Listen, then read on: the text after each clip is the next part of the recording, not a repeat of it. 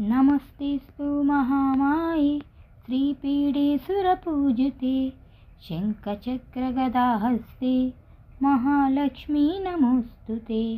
नमस्ते गरुडारूढे डोलासुरभयङ्करी सर्वपापहरे देवी महालक्ष्मी नमोऽस्तुते। सर्वज्ञे सर्ववरदे सर्वदुष्टभयङ्करी सर्वदुःखहरे देवी महालक्ष्मी नमोऽस्तुते। सिद्धिबुद्धिप्रदे देवी भुक्तिमुक्तिप्रदायिनी मंत्रमूर्ति सदा देवी महालक्ष्मी नमोऽस्तुते।